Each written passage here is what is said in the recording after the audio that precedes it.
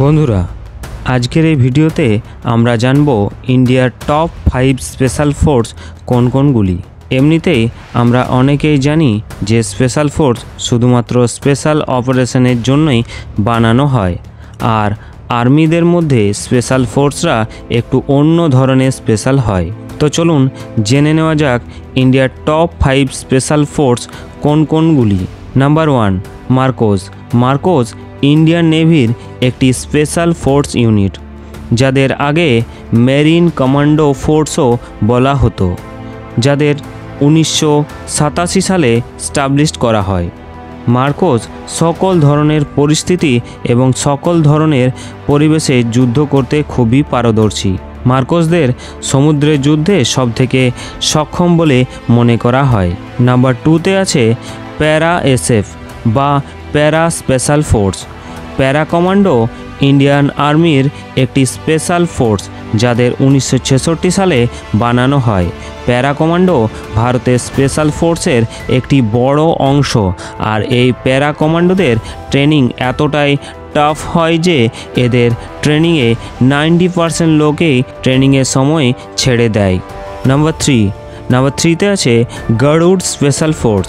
গরুড় Indian এয়ারফোর্সের একটি special force unit, যাদের 2004 সালে স্টাবলিশ করা হয়। এতে মোটামুটি 2000-এরও বেশি কমান্ডো আছেন।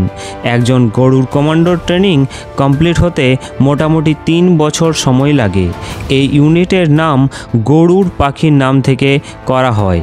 পাঠানকোট হামলার পর ইন্ডিয়ান এয়ারফোর্স গরুড় কমান্ডোর 10টি অতিরিক্ত স্কোয়াড্রন বানানোর সিদ্ধান্ত নেন। নাম্বার 4, ঘাতক ফোর্স।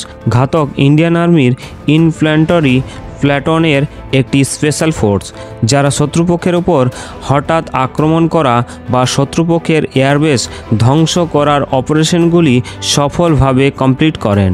এর প্রত্যেক টিমে 20 জন করে ঘাতক আর্মি অফিসার থাকেন। ঘাতক ফোর্সের কমান্ডোদের সকল ধরনের এনভায়রনমেন্টে যুদ্ধ করার একটি স্পেশাল ট্রেনিং দেওয়া হয়। এরপর নাম্বার 5-এ আছে এনএসজি কমান্ডো। এনএসজি মানে ন্যাশনাল সিকিউরিটি গার্ড। এনএসজি কমান্ডোদের ব্ল্যাক ক্যাট কমান্ডো বলা হয়, আর এই এনএসজি কমান্ডো ভারতের সবথেকে মুখ্য সিকিউরিটি ফোর্সের মধ্যে একটি। এনএসজি কমান্ডোদের ব্যবহার টেররিস্ট অ্যাক্টিভিটিকে আটকানো এবং রাজ্যের মধ্যে যদি কোনো ইন্টারনাল ডিস্টারবেন্স হয় তাকে শান্ত করার জন্য ব্যবহার করা হয়। 1984 সালে অপারেশন ব্লু স্টার এরপর এটি বানানো হয়। NSG force ministry of home অ্যাফেয়ার্সের আন্ডারে কাজ করেন এবং এর কমান্ডোদের ইন্ডিয়ান পুলিশ সার্ভিসের ডাইরেক্টর জেনারেল লিড করেন। এনএসজি ফোর্স 2টি ভাগে বিভক্ত, একটি স্পেশাল অ্যাকশন গ্রুপ এবং অন্যটি স্পেশাল রেঞ্জার গ্রুপ। এনএসজি কমান্ডোরা দুনিয়ার সবথেকে আধুনিক অস্ত্রশস্ত্র ব্যবহার করেন। বন্ধুরা, এটি ছিল ইন্ডিয়ার টপ 5 স্পেশাল ফোর্সেস।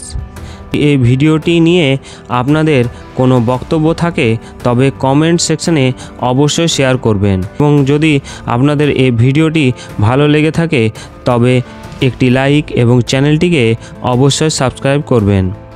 আপনারা ভালো থাকবেন, সুস্থ থাকবেন। ধন্যবাদ।